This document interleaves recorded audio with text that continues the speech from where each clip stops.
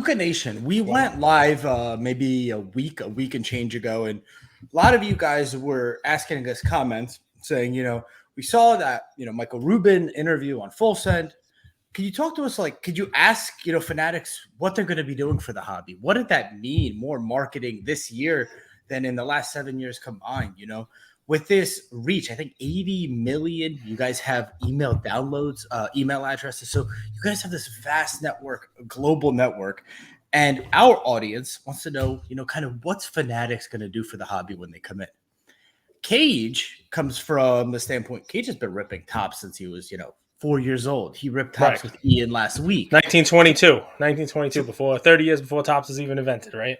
So Cage has a million questions he's going to ask about collation, overprinting, underprinting, SPs, SSPs. He's going to have that.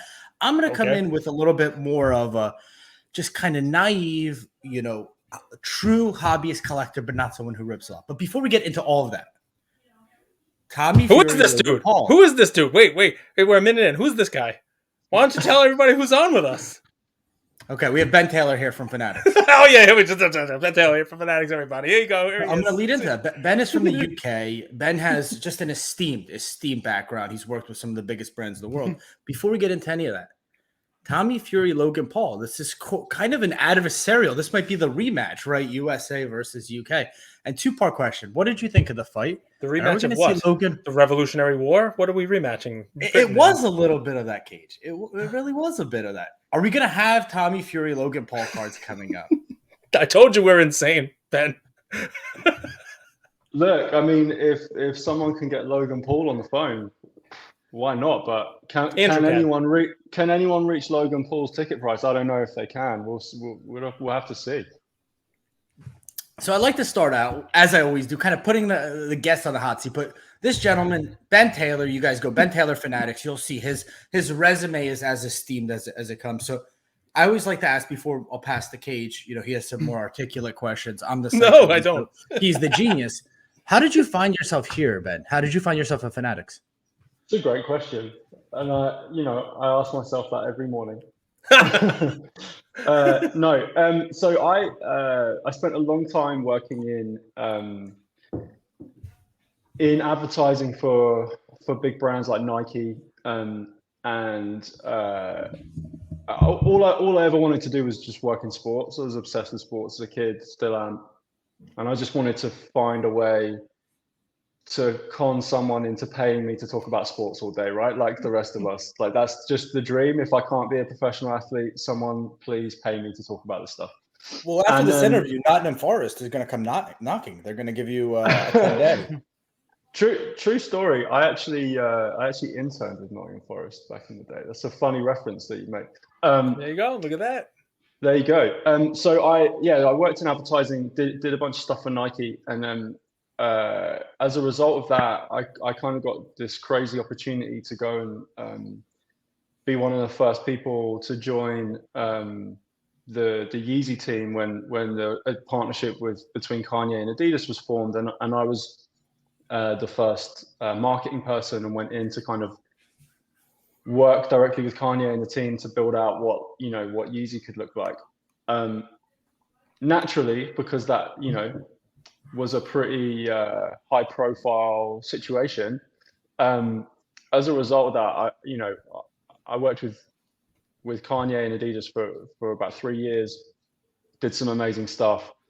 After that, took a little bit of a break. And since then I've worked with some amazing brands and some amazing people. And by complete chance, John Wexler, who's over on the team here, he was just in the process of talking to Fanatics about coming on board, and he said to them, you should chat to Ben.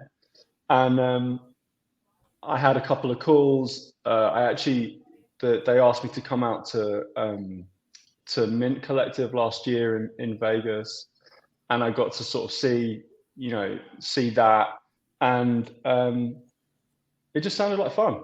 I don't know. That's on like honest answer. It sounded like fun, and I think initially I was going to be mostly focused, I guess, with my kind of sneaker background, and was going to be more focused on specifically the culture and entertainment stuff. And then as time went on, got asked to jump in and look at Tops more broadly and Fanatics collectibles more broadly, and here we are today. Is it still fun? Yeah, super fun. I mean, this stuff we just launched for Series 1. I'm pretty transparent. I don't, Yep. not a big fan of BS. I'm not going to try and spin this for you. Genuinely, right? September last year, a group of us sat down and basically said we should just make the launch of Series 1 the most fun baseball card launch ever. Like, that's the whole point. Let's just have as much fun with it as we possibly can. Julio's going to be on the cover. Let's just have fun with it. And so we just made a bunch of stuff that, from the actual, the ad campaign and stuff down to like, I don't know if you guys have seen Tops Ripped, but we launched a super fun editorial platform that's like very engaging and really just about educating people about how to get into cards. That was launched as part of this. We made some super fun content for our social channels. We got a bunch of athletes involved. So honestly, it's been fun. I mean, obviously, any situation like this with the way that we want to do things, some days are less fun than others, but yeah, man, we're having a ball. So Ben, when do the cards become less trash?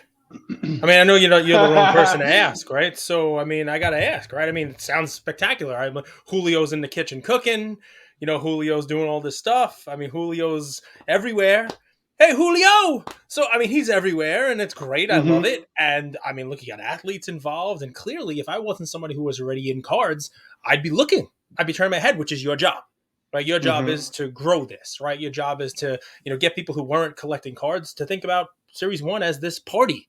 Look at all the athletes doing it. Look what Julio's doing. I mean, biggest bankable, rookie in a while. Let's hope he doesn't turn into Joe Adele. So in any event, he looks like he'll do a little bit better. But I'm already here. And probably the majority of people listening to this are already here. And it's great, the education on it, the social on it, the, let's make it fun. But I opened the boxes with my son, and I still got a fake hat relic trash garbage of somebody I don't even want. Both boxes I opened had the same exact garbage auto in it. Literally, the same case I pulled 2 jumbo boxes out with my son. It was not an auto he wanted in the first box, and it was still not an auto he wanted in the second box. So you're not the guy. You're not doing quality control. You're not the one designing the cards. You're not the carving of tops. You're doing marketing. And kudos to you on marketing. I guess my question becomes, hot bench right off the bat. Is what we can expect from Fanatics just a whole bunch of marketing, a whole bunch of athletes, a whole bunch of bluster, and let's rah look at all the athletes we got involved, and the cards are still going to be trash? When do we get to the cards, man? Who's the lunatic now? Yeah, you guys really weren't fucking around, were you? Yeah, no, not at all. The cards are trash. I think, like you said, I'm not going to plead the fifth because I am the marketing guy, but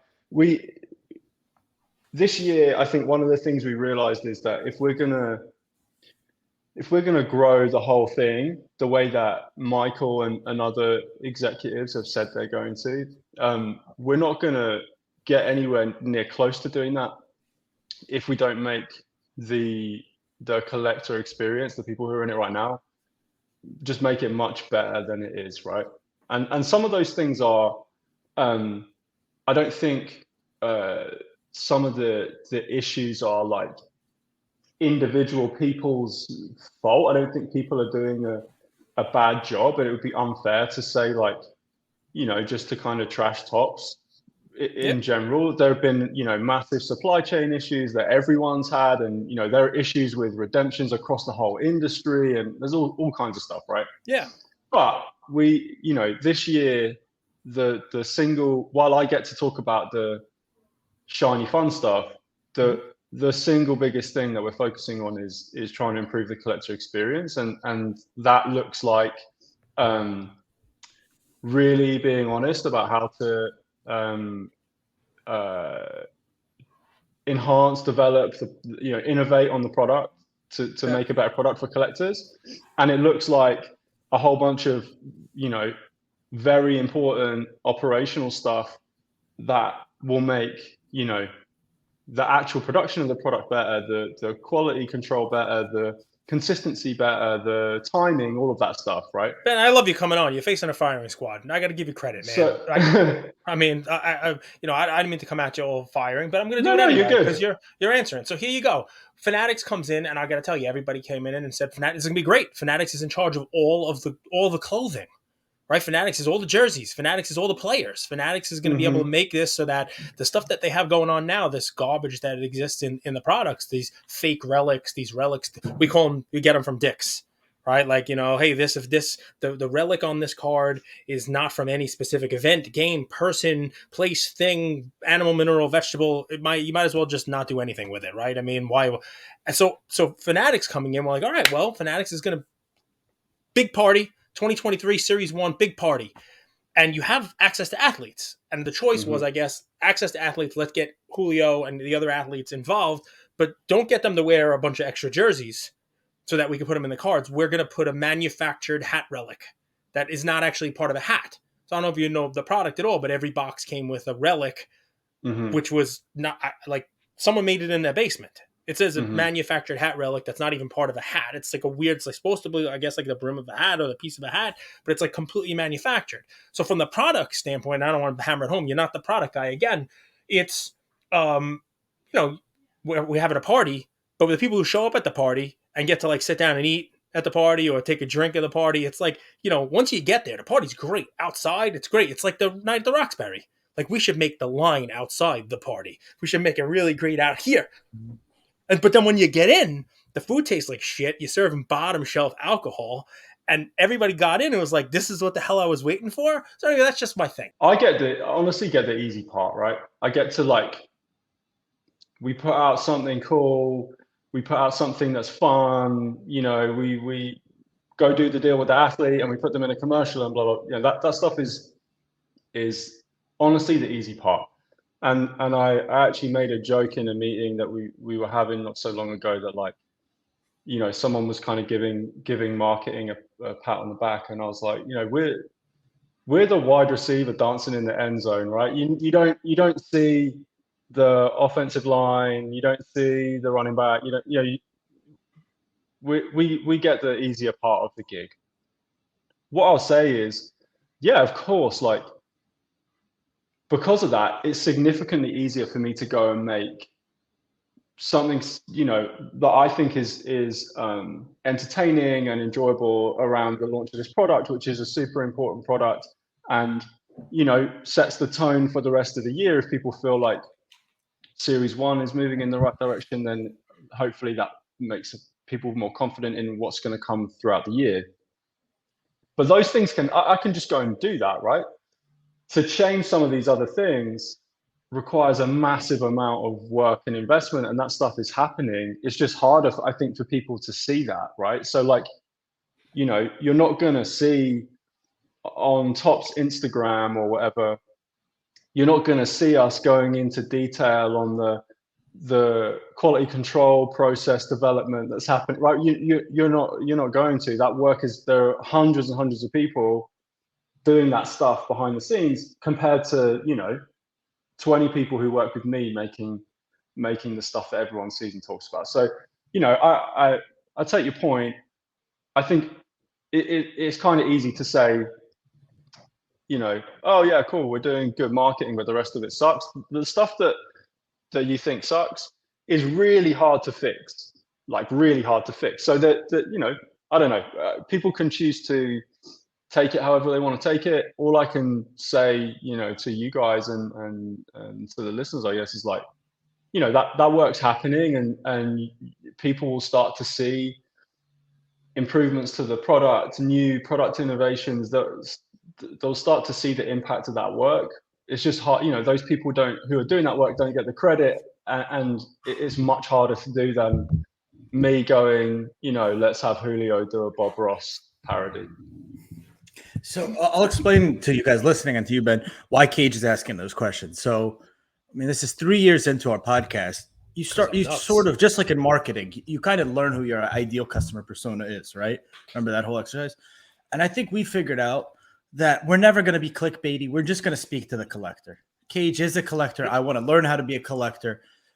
That's our audience. Our audience isn't a lot of first time in the hobby. We don't do a lot of that shock and all, ripping packs and kind of getting in front of people. So that's why for a collector, they care so much about product, right? They actually think, Naval Ravikant says you only sell because you can't market, you only market because you don't have a good product.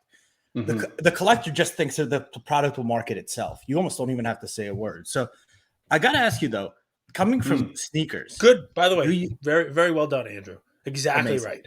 Exactly amazing. Right. Thank amazing. Amazing.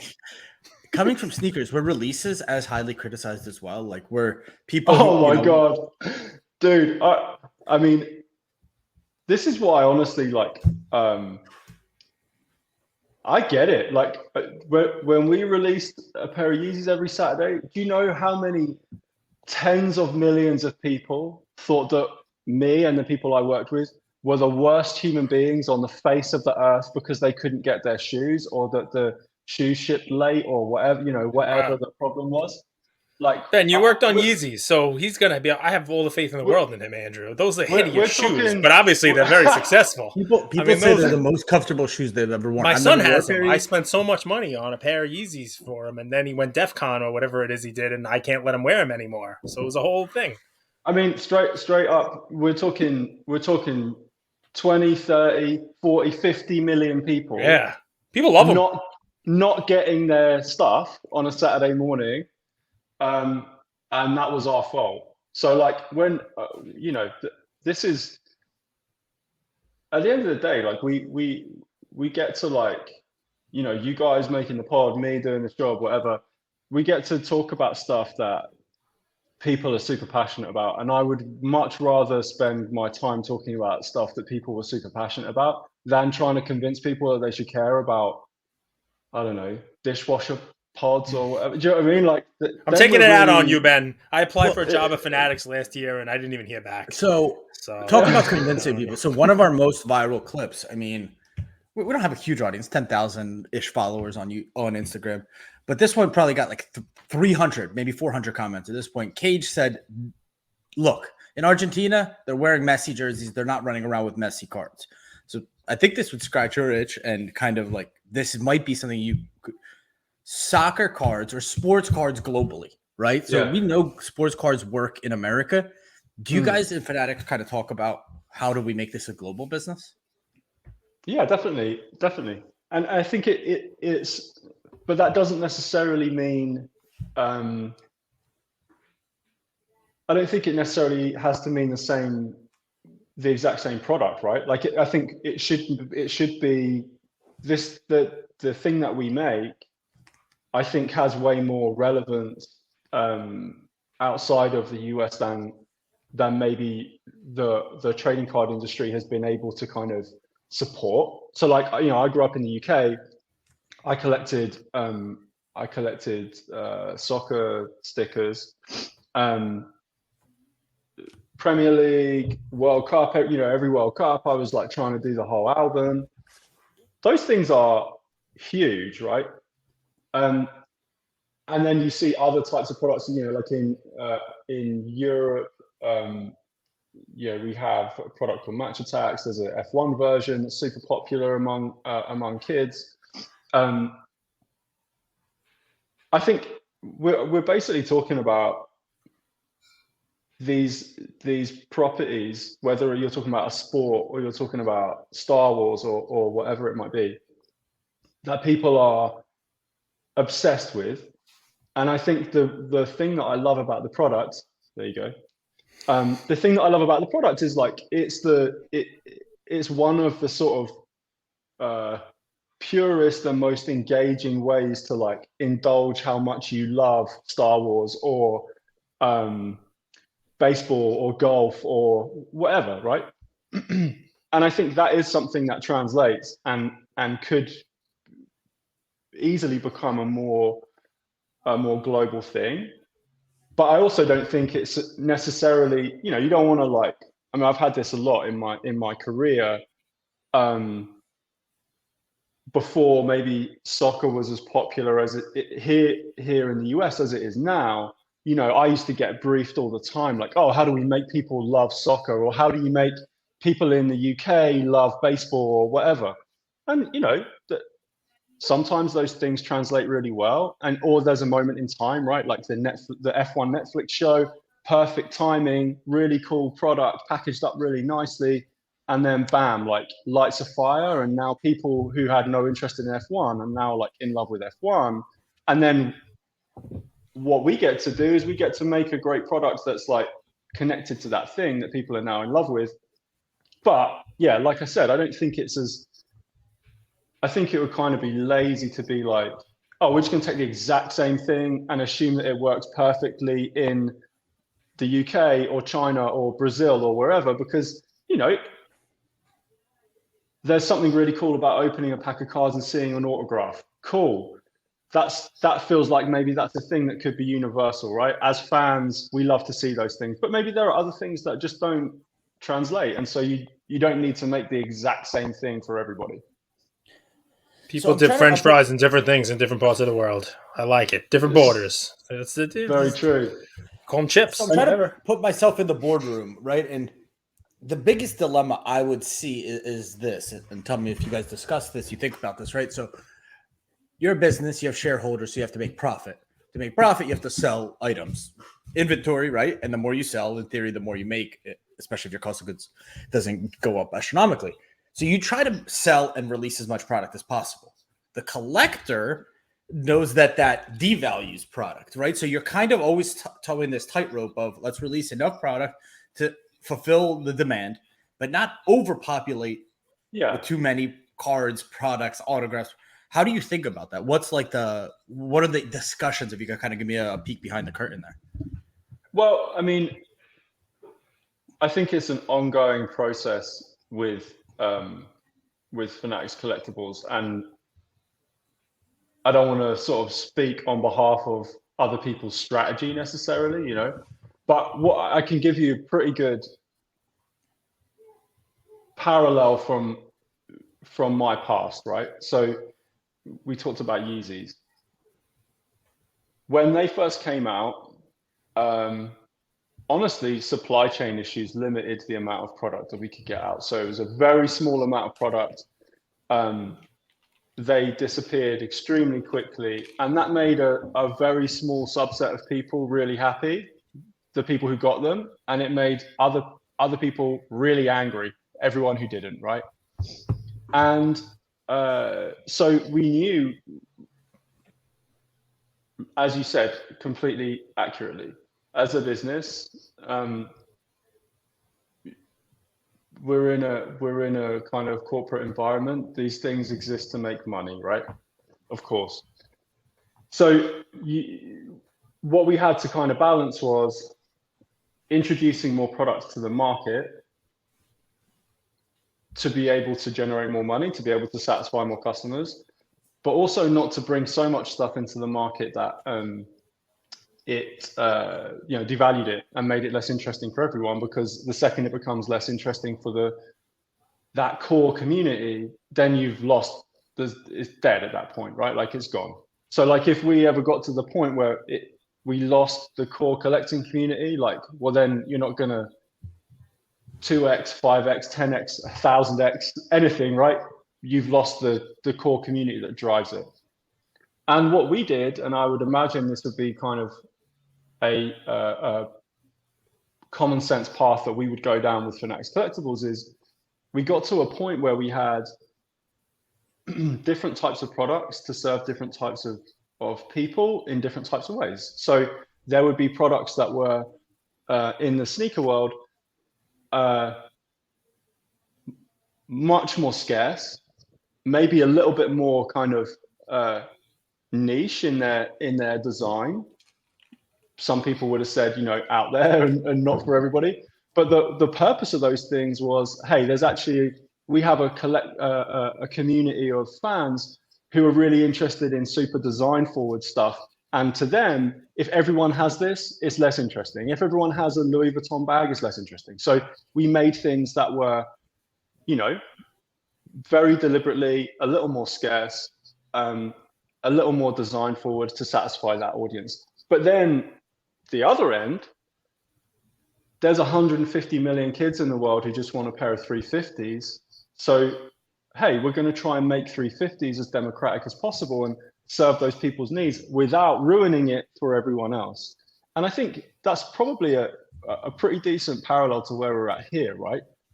The core community is everything to this thing. So the core product has to be better, but we also need to find ways of creating products that, you know, really excites you guys and your listeners, but also someone who's completely new to this, who just saw, you know, Julio Rodriguez as Bob Ross or whatever on TikTok, is like, oh, how do I get into this? Oh, cool. I can go into Target. I can find my local hobby shop, and I'm just going to go buy this thing, and it's accessible to me. Because the flip side of, I would say, like, one of the challenges we have right now, and I totally hear you on the, like, oh, they're just going to flood the market. And I would say that right now we actually have a problem where if you're new to this thing, you haven't got, there's nothing you can start with. There's nowhere to start because the product,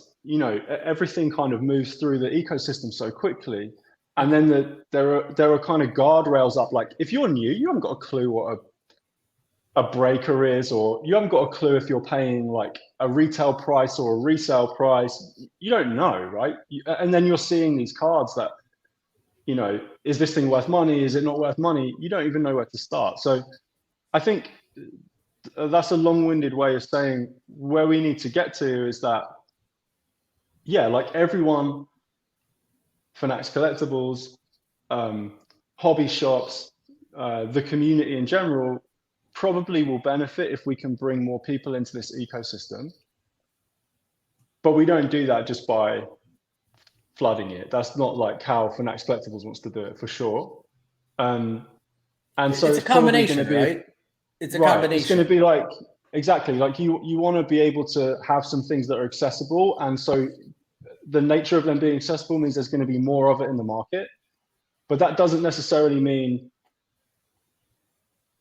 you know, in that world, then the positioning of that product is not, hey, this is all about the chase or the hits or the, you know, whatever. It's just about, hey, come and experience cards and get your start in cards. And then you work your way through and you start out with something really kind of accessible, like, you know, getting a kid into big league baseball or whatever. And then, oh, cool, Series 1, Chrome or Bowman or whatever.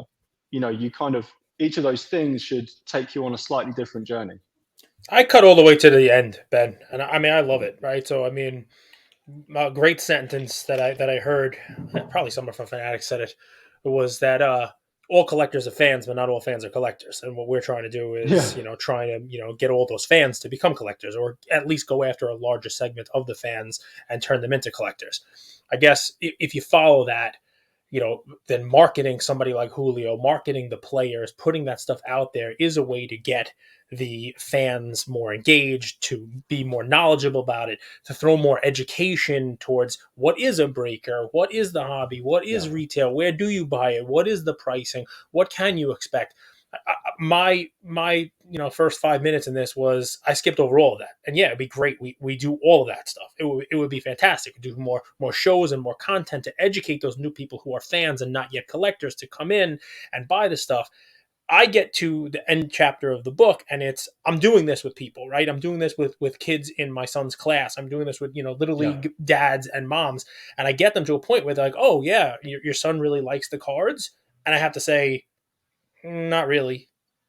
You know what I mean? Like we're at that point where the missing part of the equation, and what I guess a lot of people were hoping for Fanatics to be able to do, was use their vast, you know, network of memorabilia and access to the athletes and the whole deal. And I'm sure that'll happen, right? It's not going to happen on day one, but right now we can do all of this stuff, even if it was all being executed perfectly, and we were doing content about what a breaker is, and you name it. What my concern is if it all falls the right way, all those dominoes, Ben, everything you put in works great, right? And we get all of the mechanisms in place, and we get a whole bunch of, you know, floodgates, baseball season, Julio, you know, his whole campaign, and collector fans who weren't collecting want to come collect. They open a box of Topps right now, it's gonna be the last box they ever open. That's my concern. That's not true. They go to Most- Wawa. They're not even buying a box. They're buying a pack. Okay, and what are They they saw getting? Julio on TV. Or what are they getting? It's the I'm same as telling the you, Upper Deck Andrew. collector's choice cards in the 90s. Yes, and what that do? It's a I think it's a gateway great drug. example. It's a gateway drug. Not to use that word drug, but like it's a gateway. You open one pack, you're like, okay, this is probably not the pack I should open and spend all my money on. But it's kind of fun. Oh, look, I got this base card of Julio. It's $4.99. It's $9.99. It's step 1, not step 10. Okay, so what's step 2? Steal Come on, undercards. you gateway drug. What are you talking right? about? You're Dude? I just you got told it. you The this. gateway drugs are great. We're going to talk about the gateway drugs. You are the guy I should go to about this. But eventually, you start smoking the opium, which is what you do, right? So once you get up there, where's the value? And we are all drug addicts, and we all wind up strung out on fake hat relics. So Ben and his team are going to do a great job. And my kid's little league team is going to come in and say, "What the hell is this? It's a piece of the hat," and they're going to flip the card over and say, "No, it's not. It's a piece of my butt." So Kids don't talk like this. Do you have you hung yeah, out with no. kids? They say this product's mid. I have. I opened it. I opened it with them, and they all said it was mid. What would Every make the single one product of them. not mid? Other than Shiny. Prism Cage. They want to open Pokemon instead, and this is going to be the biggest battle that these guys are going to have. They want to open Pokemon because it's shiny and it's cool and Yeah, and it's you know something what? different. That's like I don't think anyone that I work with is running away from that fact, right? Like if you look at just how excited kids are about products like Pokemon, like there's no denying that we have a ton to learn from what they do. And I think the reality is, right, that this thing, there are lots of things about trading cards that haven't changed for a really long time, and that's what makes it great. Yep. So let me say that to start off with. But there are also lots of things about trading cards that haven't changed for a really long time, and that's what makes it less engaging potentially for a kid. When the alternative is, you know, something like Pokemon. So for us, like, I don't really see that as like that's just a something for us to learn from and think about, and like, you know, there's no point burying your head in the sand and going like, oh man, if only Big League Baseball was Pokemon. Well, then let's figure that out. What makes Pokemon so fun? Like, that's an amazing product. We'd be crazy if we were just like, oh, we're never going to be able to do that. Andrew, it's not Why not? attacking. What I'm saying yeah. here is makes sense. You know, I mean, what I'm saying to these guys is we want to help. We want to help. Well, if it doesn't make sense to you, you should get a different job, man. And I want to ask and I want to clarify. So, and Ben, I want to ask you about the event you're having right now in Arizona, and sort of we'll get into that, how Fanatics work with influencers. So stay with us. But Cage, I guess not the hypocrisy, but it's like you kind of want your ass on 2 toilet seats. When this whole thing was happening a few years ago with like the changing of the guard, the collectors said we need Topps. Topps is such a legacy brand. It's so correct. We need that paper, that standard Topps. So on one hand, you don't want a lot of innovation. You just want kind of the status quo. On the other hand, what you're saying is, hey, make these products shiny and cool. And can you connect the dots for me there? Me? Cage? Yeah, yeah, easy. If the goal of Fanatics is to get more people in, then the secondary goal of Fanatics should be putting out a product that those people, when they come in, are actually going to want. That's what easy. Does that look like? It's going to look like different things in different locations, just like Ben said. It might not look the same in Europe as it looks like here. I don't know whether Europe's ever going to be a market for Series 1 baseball. You know what I mean? It may be regional products. I mean, Fanatics has the ability to do so much cool stuff by still maintaining the same stuff. You know what I mean? Like maybe they're doing certain things in the Northwest with Northwest teams. Maybe they're doing certain things out there. They have separate releases, separate products. Who the hell knows, man? I mean, if I can't give them all my free stuff, I'm sure they got focus groups and ways to do it to bring everybody in. But besides that, look, there is a way to do this, right? There is a way to maintain the legacy of the brand. A lot of things the product has are cool, right? I love that it's 2023. And 90% of people watching this or listening to this, you know, because I mentioned it once before, they kept the little picture, you know, the second picture of the player on the card. Like that is an 03 thing. When it's a 3-year, there's a second picture. You go back to 83, you've seen it. We talked about Tony Gwynn's rookie card, Andrew, right? there's a little picture, a circle picture of Tony Gwynn on the card. The threes maintain that. They can still keep that and keep the purists of the hobby happy. And there's a throwback. Someone like me who was 11 years old when 1988 Topps came out, this year's harkened back to 88 Topps with the 88 design, with autographs with the 88 design, and the silver packs having 88 Topps card design in it. That's a cool thing. But that's cool for me. That's a nice little nod to the old fogies like myself. What are you putting in? And they're doing stuff. Listen, it's not to say they're not, right? There's the shiny silver packs, which have like mojo looking things on them. They're the extra stuff. They listen, right? Those silver packs were just a boon for the LCSs. They were getting them in stacks and they were selling them, or they were hoarding them and opening them themselves. Now they're inside the box. Just small fixes like that are actually good things. That said, I mean, my thought, and this is a very easy one here, at least for me, I'm not behind the scenes, I don't deal with jerseys, is if Fanatics is in charge of Topps, at least my thought by this point, and maybe it happens next year, or maybe it happens in 2 years, is that there'd be more of a memorabilia spin in it, that we'd have less of what, people make fun of Panini for it, right? Because it's like, oh, look at what we have here. There's a lot of redemptions, and this is not game used, right? There's no game used stuff in this anymore. There's no more. It's not even event used, not even player used, right? And we've had the whole rip the thing off and see it's the wrong person's name, or it's got no person's name, or whatever it may be, right? So it doesn't have to be a Top Series 1. It doesn't have to be this year. But at least my thought was, and I'm sure I'm not the only one who thought this, with Fanatics coming in with what their brand was, the easiest way to elevate it by and still maintain it the same would be to reverse that trend, right? It would be to bring it back towards making those relics actually mean something. Have them have an attachment to the person who's actually on the card. That difficult? I mean, I guess so. I have my objection from a business standpoint because there's twofold, right? My cost of goods goes up drastically, and my ability to put out product goes down. I will say, right, when I started last year, I chatted to David Liner, and he said, "You won't believe how difficult it is to make trading cards." And being a complete, idiot and completely naive, I was like, I made sneakers with, whoever. This stuff's going to be easy. Making trading cards is insane. Give us a peek. So like, just the level of like complication, like even if you just took a base card, right? The number of individual people who have to not physically touch the base card, but like have to have a role in putting that thing to eventually being in a pack of cards and landing in a hobby shop is insane. And you're talking about like obviously design, image sourcing, licensing the image, working with the PAs and the leagues, getting everything approved, getting it through legal for an entire set of cards. Then you're looking for you're doing the relics and the autos. If you're doing autos, you're having to have individual relationships with potentially hundreds of people and have them sit down in a physical place and actually do a thing. It's insane. And then those things all have to be consolidated into one place. They have to be handled with extreme care. They have to be packed really carefully.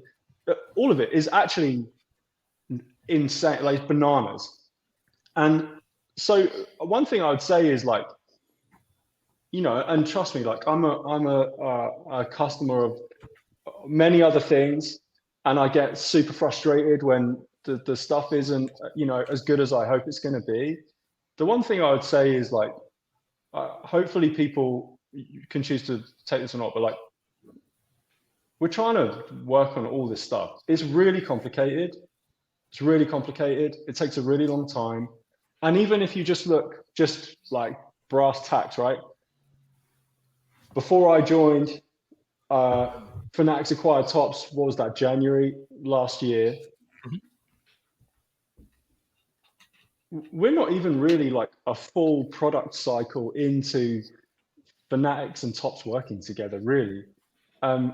And so a lot of these things, as you get later into this year, you're going to start seeing material changes, not literally material changes, although maybe you will, but you'll start seeing, some of this stuff start to get addressed. And then you'll see it scaled in a bigger way to more products. And also, to the point about, memorabilia and things that Fanatics has access to and things that Fanatics can pull off. I can't say what they are. It probably won't be me who says what they are, but there are some really, really, really cool innovations coming to the product in that area that I think people are going to be psyched about, and they'll be like a good proof point for exactly some of the things that you brought up, Cage, and I think people are going to be psyched when in the not too distant, hopefully next couple of months, we'll be able to sort of start telling people what those are. But that stuff is happening. It's just genuinely, like, it blew my mind how complicated it is to make these things. And so I would just say, like, we're really trying. Like, it's not even my job, and I feel the frustration of it. Ben, I love you. Listen, don't. So here's the thing, right? So, and Andrew's right. Like, I speak for the curmudgeon, binder crowd. I speak for people who've been here for a long time, and that's not really Fanatics' general audience. And I get that, and to grow this and to make it better for people like me is a great thing. And I know Fanatics will do great stuff. And just the last couple of minutes, guys, if you want to go back and listen to it, people like me who've never been inside of a card factory and have no idea about the process, the procedure behind it, it's fun. And it's fun to hear Ben talk about how when he came into it, he's like, this is nothing, like just make the cards. And when you actually get to peek, with Willy Wonka behind the factory, when you get behind the curtains a little bit and you see, oh my God, look what goes into this. It's probably a lot more than just the idiot sitting here in front of you here, me, thinks it is. And I get that. And Andrew, your point is 100% right too, right? You don't want to slow down production. These guys are looking to ramp up production. They're looking to expand it and get it in the hands of more people. And the things that I'm trying to do are going to, make it more expensive and make it more costly and make it tougher to do that. And I get that. Trust me. And that's a balance, but it's right? It's going to make it a better product, right? And we're not.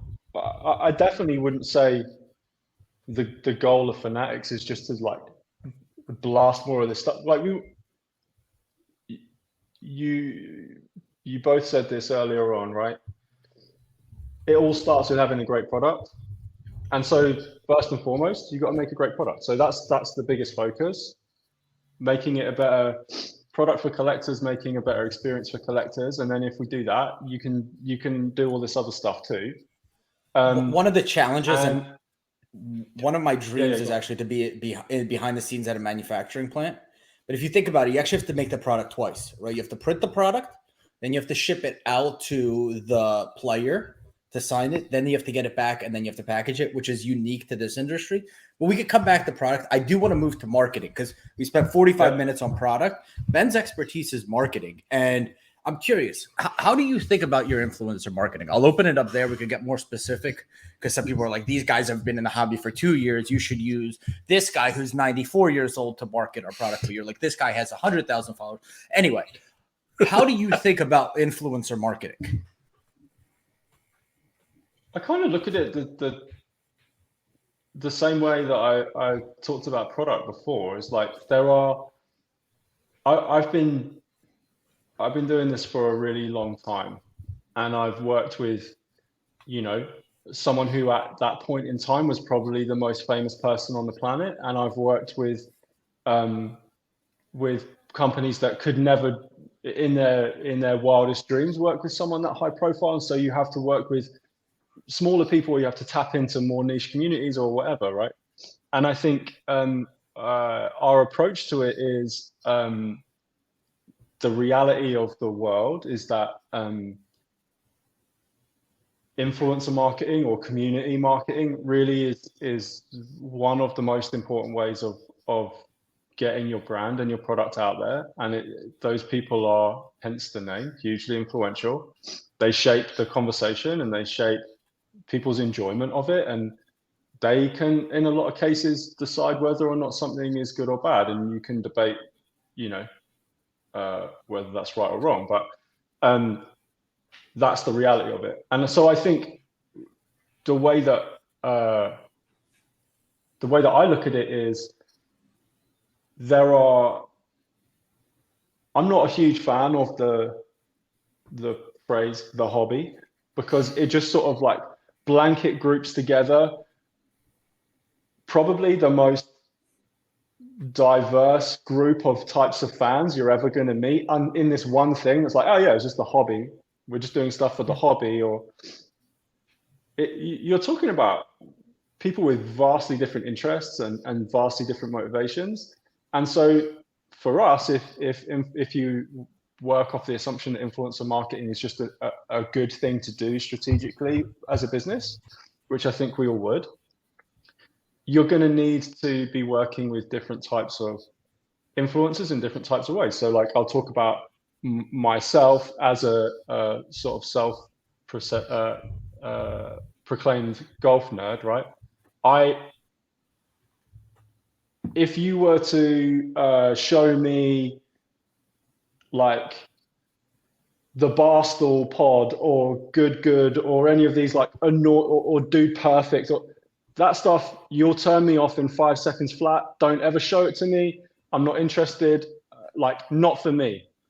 But if you show me like the person with 5,000 followers who's like, let me just take you on the deepest, nerdiest tour of like how Tiger did this at Riviera, I'm like, you got me, let's go. You're a Tiger fan, not a Rory McIlroy? I mean, I'm old. I mean, I'm 97 was like incredible for me, and like that was the point where I got interested in golf. So Rory came later, but like Rory's probably younger than me. He's saying not all content is the same. It's not cookie cutter, man. He might like no laying up while you're liking impulsive, So right. Easy. So like what really our job is to understand, who are the collectors first and foremost, who are the communities, what do they rally around, and then who are the people who have the most credible voice in that space. And sometimes that's going to be someone with a massive kind of loudspeaker mouthpiece doing really outrageous stuff, and then other times it's going to be something completely different because your fan of Star Wars Cosmic Chrome is completely different to your fan of like Series 1 or whatever. The last 2 weeks, probably 10 people have reached out to us and like, we love what you're doing with Luca Nation Network. We see DPZ doing the Collectors series. We see Cage doing Black Jaded Wolf Uncaged. We want to create a show under your umbrella. So there's all this desire out there of people who've been in the hobby 20, 30, 40 years, who've just never understood how to create a show.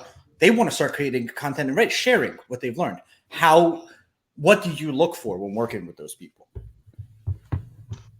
Well, like I said, I think it varies depending on like what product we're talking about or the type of content that person is making. But first and foremost, I think they probably have to be making content that is compelling to someone, to an audience, and they need to be growing an audience in doing that. And the audience doesn't need to be huge, but like the content and the angle that they're bringing to it needs to be compelling enough to grow an audience. And I would say that's the case for anyone who wants to be a content creator in basically any form of life, right? Like if you're not creating something that's compelling and you don't have a means to connect with an audience, then you're not a content creator. You're me making bad golf YouTube videos for myself to watch back, right?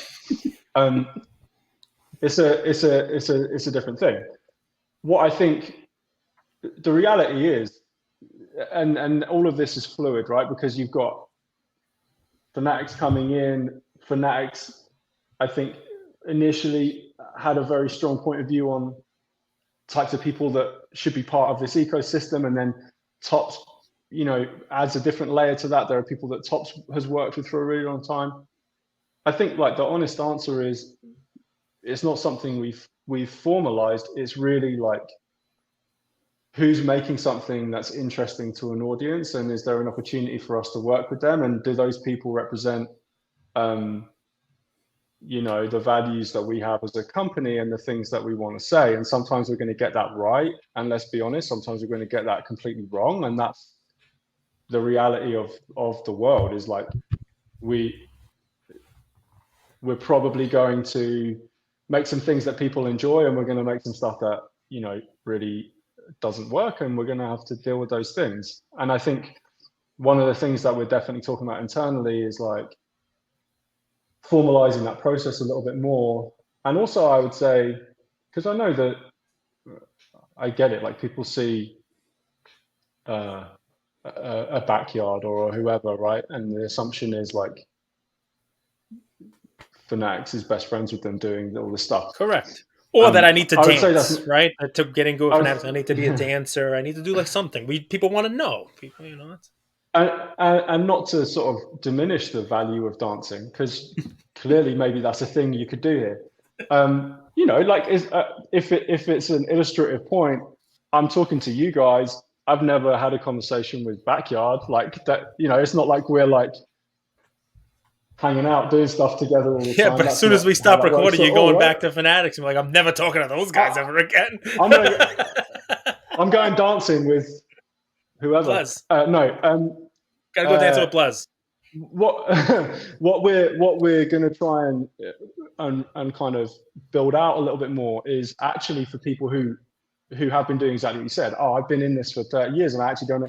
We're going to try and build out some programs where if those people actually are super authentic, really compelling, really knowledgeable, that we can create outlets for them, whether that's like, hey, you know what, the best advice we can give you is buy this type of camera, this, you know, have this type of setup, and or these are the types of content, you know, that we see work really well, or hey, have you thought about being on TikTok? So we're going to try and build out a program that helps some of those people get their start and build their audiences and get a little bit more access to us. So, you know, for example, we just did a really really great experience in Arizona for spring training, where we had hundreds of athletes who are out there come through and sign their cards and hang out, and it was a really good time. That's the perfect thing that in future, people that we, you know, some of the kind of more up and coming or you know, content creators that are just starting out, like we want to be able to give them access to that, and they can, you know, we'll bring them out, they can come and see how we make content, and then they can learn how to do it too. And I think, you know, formalizing it is probably like an important step in the process, and there's just, yeah, it's a thing that's on the list. If you're on the other end listening and you fall into this bucket, my advice to you is don't judge your day one by someone else's day 50. You know, the people you see oftentimes, you know, they've been doing it for a while, and you what often happens is your comparison to where they are is what keeps you where you at stage zero. So just start 100%. and you will iterate and improve. Let me ask you, and I'll pass the cage after this. What do you collect? What do you like to collect? I've been trying to find my way back into cards. I mentioned before when I was a kid, you know, I did stickers pretty heavily and was pretty obsessed with that. And I also, while I grew up in the UK, I was a huge NBA fan, and none of that stuff was accessible. You know, this was like pre-internet, right? So none of that stuff was accessible. So like when I managed to get my hands on a pack of Upper Deck, you know, whatever, I was like treasured that stuff. And you know, my five really crappy cards were like the most important thing that I owned. So in the last sort of 9 months, I've been trying to get back into it, and so I've kind of dipped my toe a little bit into golf, trying to find some Tiger stuff. I've been I'm kind of into tennis, and someone on the team kind of helped educate me a little bit about old Serena stuff and Federer and Rafa Nadal and all that. So I'm kind of like Alcaraz is where getting you up to speed. Alcaraz is obviously the guy, but like, I mean, are those the cards? Well, TBD, I guess. Someone right? posted on their IG that they are, so they were It's like, funny, Ben. You're coming in, and without even realizing it, as part of the marketing of it, you're coming in and as a collector or trying to be a collector, you find that how hard it is Yeah. to come in, the barrier to entry to become a Oh, collector. it's so hard. It's so hard. And I even when I was kind of chatting to Fanatics, I kind of just Google Maps, like where's a couple of hobby shops, and I walked in. And I didn't have a clue what I was looking at. I didn't, and I walked around. No one really said anything to me, and I walked out, and I was like, "Damn! If that, I'm trying to get a job doing this, and I came out of this feeling like maybe this isn't for me." So if you're net new, it can definitely be a different kind of experience. So yeah, I've been kind of just trying to pick up. I don't know. I've actually my evenings usually after I put my kid to bed, I'm like down an eBay hole looking at like old Simpsons, I'll just random stuff, because honestly, some of the stuff that Tops made back in the day is right in my lane, and it's just interesting to see, like, and I know like that era is considered to be like horrific just because of the amount of cards that were made and how questionable they were, but like to me it's kind of interesting to see like, oh wow, like every movie that came out had a card product, like definitely every sports league, a lot of TV shows, it's just interesting to see like how it went back the other way. And then now, honestly, with some of the stuff we're doing with in the culture and entertainment space, we want to see if we can do that again with Stranger Things or Two Dune or things. whatever. So you mentioned it perfectly, because I say Fanatics is coming in, when you bought, I mean, talk about a frothy market, when the licensing were being bought and the whole 9 yards, and you compare it, you're looking back at a time where it was frothy previously, that late 80s, early 90s, that boom. Yeah. And then you saw kind of where, what happened at that. I love that you're looking at that era in cards, because I think there's a lot of lessons to be learned from that era and how the business has exploded, and, maybe try to do it a little differently. Are you saying that Robin Hood, Prince of Thieves didn't need its own trading card product? I mean, listen, that was a big movie, but what it did It's a good need, movie. it did need a better toy set. So a lot of people don't know this. The Robin Hood Prince of I do Thieves remember village, the toys. the toy was Yeah. actually the Ewok village. They had extra Ewok villages from Return of the Jedi. They actually repurposed the Ewok village and used it for Robin Hood Prince of Thieves toys. I'm just throwing that out there for the folks around. I mean, you can't get by the fat guy here. But I'm gonna ask you this one, because I actually I gave you a hard time. I loved the Julio Rodriguez release because my son knew Series 1 was coming out. So there's the answer, right? So while he might not have loved the cards that we hit, he knew to ask me when we were going to get our box of Series 1, which, I mean, he's 9.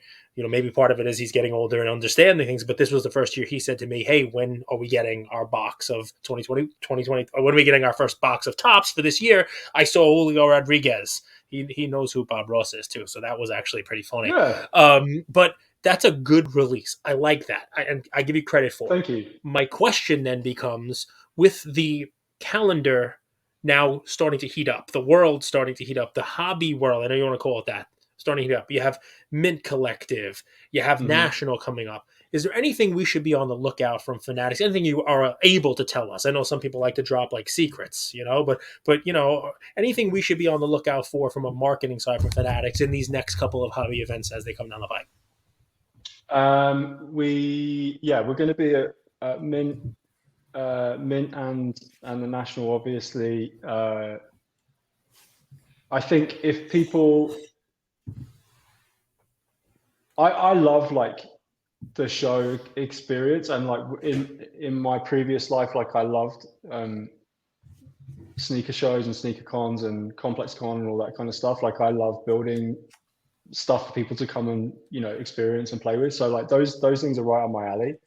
So if anyone saw kind of how we approached Zero Cool at the National, which was very immersive and like, good design and fun experience and unique product, we're going to take some of those, some of the things we learned from doing that and combine it with some of the stuff that, Tops does so well at shows, the way that they get the crowd, hyped up with the, pack grips and box wars and stuff.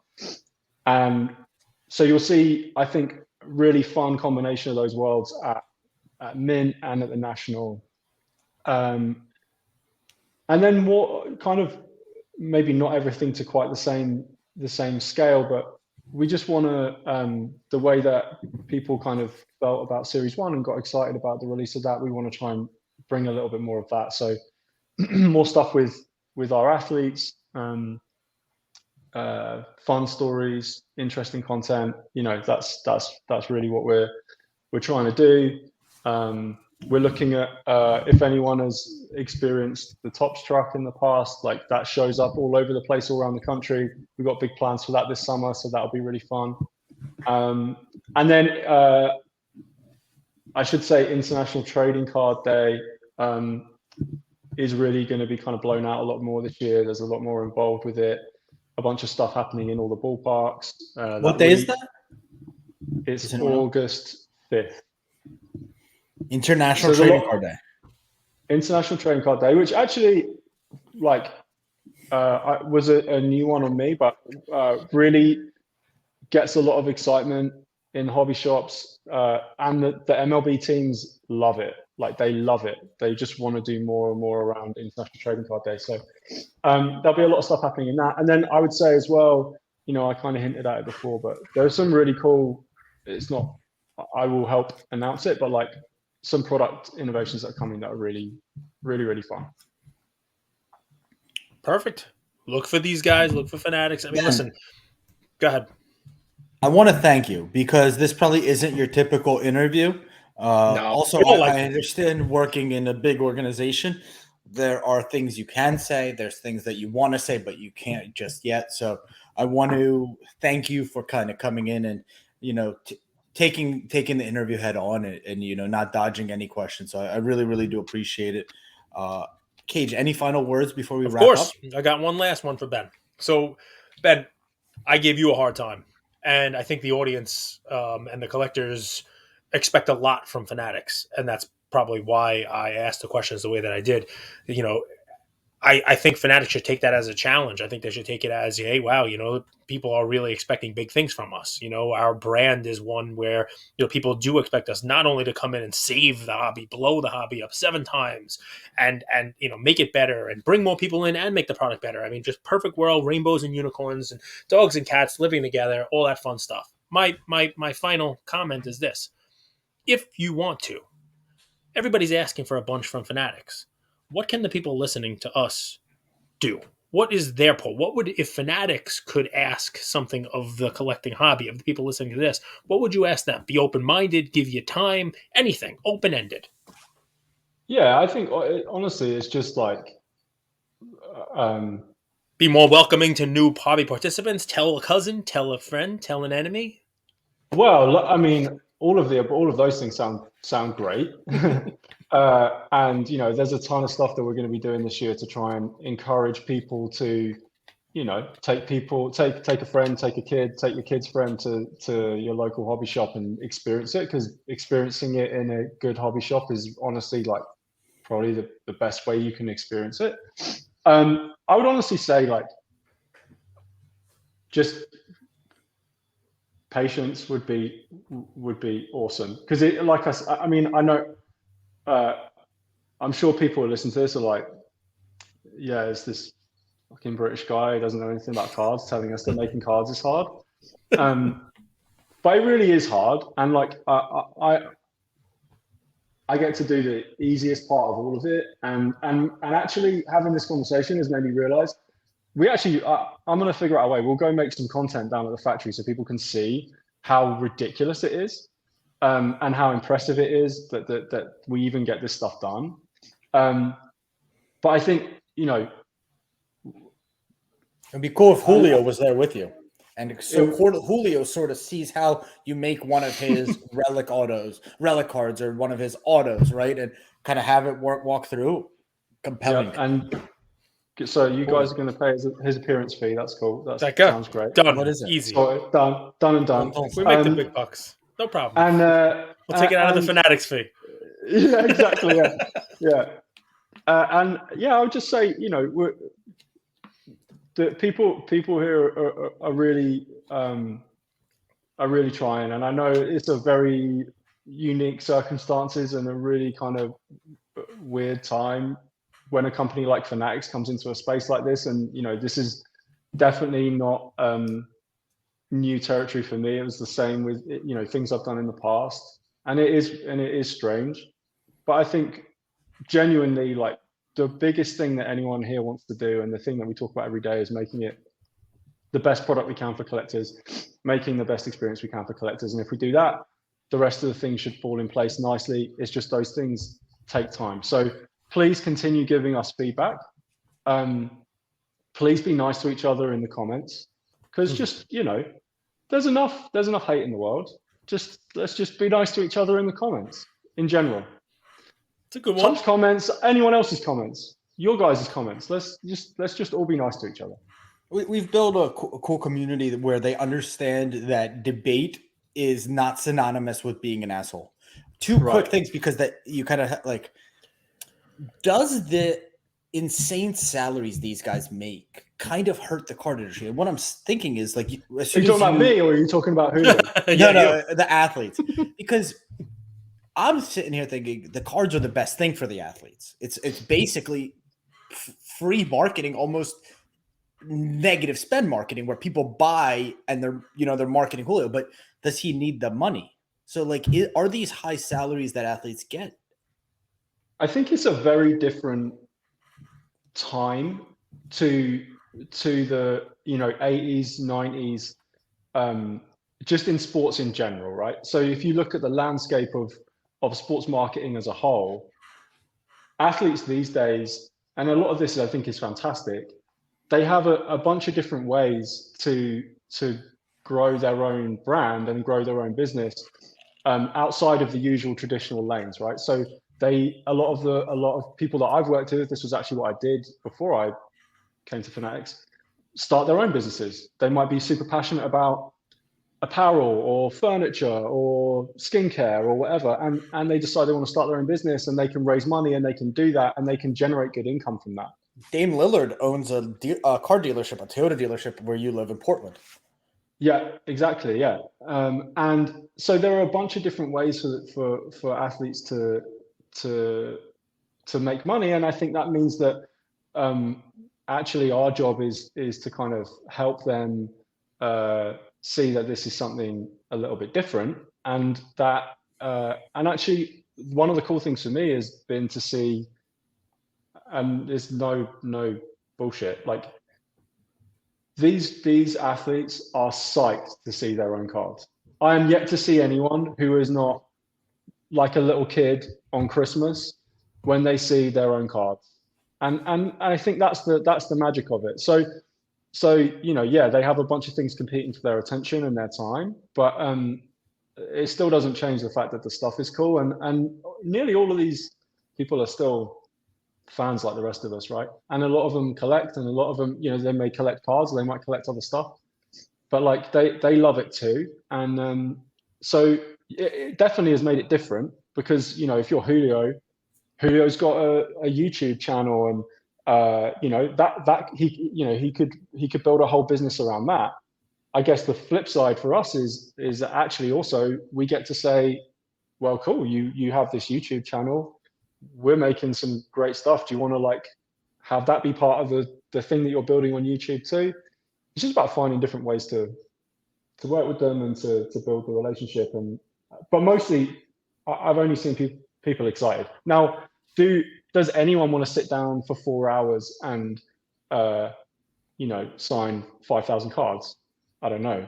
Maybe that's something you guys should try on the podcast. Only if they understand that there's a kid on the other side, and this is going to be a house forever. Last point, I'll open it up for both of you guys to give your opinion, then we'll wrap here.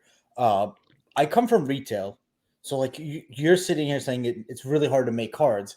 It's really hard to survive in retail, right? Yeah. And you walked into a hobby shop and you left. No one even talked to you. You're like, this is not the experience I want. So there is opportunity, is how I heard that, in hobby shops. But I think they also need support from Fanatics to survive. Yeah, and there are a bunch of things that, some of this is in my world and some of it isn't. But like, the teams worked really hard to build better kind of direct relationships with hobby shops, so that they're able to kind of build their business more sustainably. We did a huge program in the back end of last year, the MVP buyback program, where that was really honestly just to drive people into hobby shops. And a lot of people were like, "What the hell are you going to do with all these Aaron Judge cards or whatever?" But like genuinely, the intention was like, how do we get as many people as possible into hobby shops during this time? And then also, if you look at what we just did with Series 1, which people may have seen some of this, they might not. We organized a bunch of really great activations and like in-store moments with some of the big stores. We'll do more of that moving forward. We produced this is when I'm hoping you're going to get like retail nerdy with me now, but like we produced a really great, in